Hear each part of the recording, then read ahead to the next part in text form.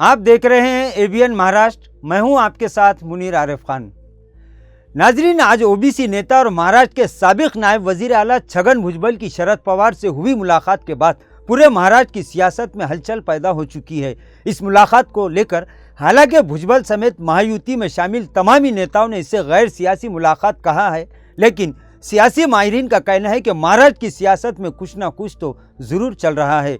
यही वजह है कि छगन भुजबल जो लगातार शरद पवार को निशाना बना रहे थे, इतना ही नहीं, गुज़िश्ता कल ही उन्होंने शरद पवार पर एक बड़ी तनकीद की थी और आज अचानक महाराष्ट्र के दो बड़े सियासी हरीफों की मुलाकात ने महाराष्ट्र में नए सियासी उलटफेर की दस्तक दे दी है।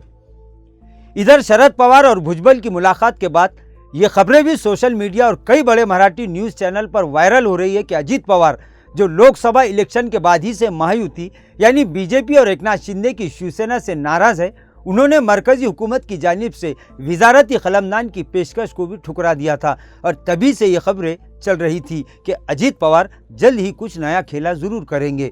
नाजरीन, चूँकि आइंदा 2-2.5 महीनों बाद ही महाराष्ट्र असेंबली चुनाव होने वाले हैं, लिहाजा इसे देखते हुए आज महाराष्ट्र की सबसे बड़ी सियासी खबर निकल कर सामने आई है, जिसे अफवाह कहे या फिर हकीकत, इसमें जल्दबाजी नहीं की जा सकती, क्योंकि सियासत में कब क्या होगा इस बारे में कुछ भी नहीं कहा जा सकता। इस वक्त महाराष्ट्र की सबसे बड़ी जो सियासी खबर सामने आ रही है वो ये है कि अजीत पवार असेंबली इलेक्शन को लेकर अब तीसरी अघाड़ी बनाने की तैयारियों में मसरूफ हो चुके हैं। इस बारे में एक चौंकाने वाली खबर भी सामने आई है कि अजीत पवार तीसरी अघाड़ी में मजलिस-ए-इत्तेहादुल मुस्लिमीन और वंचित बहुजन अघाड़ी को भी शामिल करना चाहते हैं।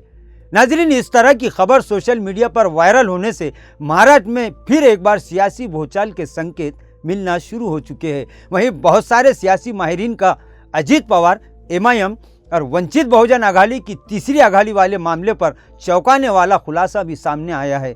इन सियासी माहिरीन का कहना है कि महाविकास अघाड़ी को कमज़ोर करने के लिए ये बीजेपी का एक नया सियासी गेम भी हो सकता है। अब अजीत पवार, एमआईएम हाईकमान और वंचित बहुजन अघाड़ी इस खबर पर क्या रिएक्शन देती है, इस पर महाराष्ट्र के 13 करोड़ आवाम की निगाहें टिकी हुई है, क्योंकि जिस तरह की खबर सोशल मीडिया पर चल रही है, इस पर अब तो यही नेता ही है जो जवाब दे सकते हैं। इधर ये बात भी सुनाई देने लगी है कि अजीत पवार की महायुति से बढ़ती नाराजगी की वजह से एनसीपी अजीत पवार के साथ साथ छगन भुजबल का सियासी मुस्तकबिल भी दांव पर लग सकता है। लिहाजा हो सकता है कि शरद पवार और छगन भुजबल की मुलाकात इसी मामले को लेकर ही हुई हो, लेकिन फिलहाल इससे दोनों ही नेता इनकार कर रहे हैं। लेकिन सियासी माहिरीन की बात को सामने रखते हुए ये जरूर कहा जा सकता है कि महाराष्ट्र में लोकसभा में शर्मनाक शिकस्त के बाद ज़िमनी इलेक्शन में भी एनडीए इत्तेहाद को करारी शिकस्त का सामना करना पड़ा और अब महाराष्ट्र असेंबली इलेक्शन में महायुति हर हाल में अपना दोबारा वही दबदबा बरकरार रखने के लिए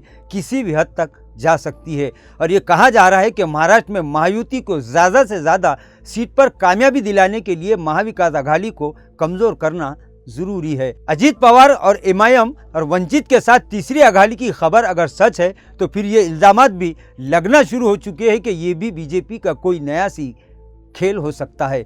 नाजरीन, शरद पवार और छगन भुजबल की मुलाकात अजीत पवार की महाराष्ट्र की सियासत में कमज़ोर पड़ती अपनी साख, महाविकास अघाड़ी का महाराष्ट्र में बढ़ता गिराव, इसी तरह महायुति की बढ़ती मुश्किलें, इन सारे सियासी उतार चढ़ाव के बीच तमामी सियासी पार्टियों की नज़र अब आने वाले महाराष्ट्र असेंबली इलेक्शन पर लग चुकी है। एक तरफ मराठा समाज पूरी तरह से मुत्तहिद हो चुका है और अगर लोकसभा इलेक्शन में मराठवाड़ा की बात की जाए तो तमाम ही 8 सीटों पर, चाहे फिर वो किसी भी पार्टी का हो, लेकिन कामयाब होने वाले 8 एमपी मराठा समाज से आते हैं और अब ऐसा लग रहा है कि असेंबली इलेक्शन में भी मराठा फैक्टर काम कर सकता है, जिसकी तैयारियां भी शुरू हो चुकी है। इधर ओबीसी समाज भी असेंबली इलेक्शन की प्लानिंग में मसरूफ हो चुका है। महाराष्ट्र में वाहिद मुस्लिम समाज ऐसा दिखाई दे रहा है जो सिर्फ एक दूसरे पर तनकीद और बयानबाजियों में मसरूफ है। वहीं अब अजीत पवार की एमआईएम और वंचित को साथ लेकर तीसरी अघाड़ी की तैयारियों की खबर से महाराष्ट्र की तमामी सियासी पार्टियों की निगाहें अब इसी बात पर टिकी हुई है कि क्या अजीत पवार तीसरी अघाड़ी की खबर सच है या कोई सियासी खेल, और क्या एमआईएम और वंचित अजीत पवार के संपर्क में है। ये सारी बातें सस्पेंस में हैं। अब इसमें कितनी सच्चाई है या फिर ये खबर महज अफवाह है, इस बारे में खुद अजीत पवार, एमआईएम के जिम्मेदारान और प्रकाश अंबेडकर ही सही खुलासा कर सकते हैं और इसके लिए कुछ इंतज़ार तो ज़रूर करना पड़ेगा। नाजरीन, आज के लिए बस इतना ही। कल फिर मुलाकात होगी कुछ नई खबरों के साथ।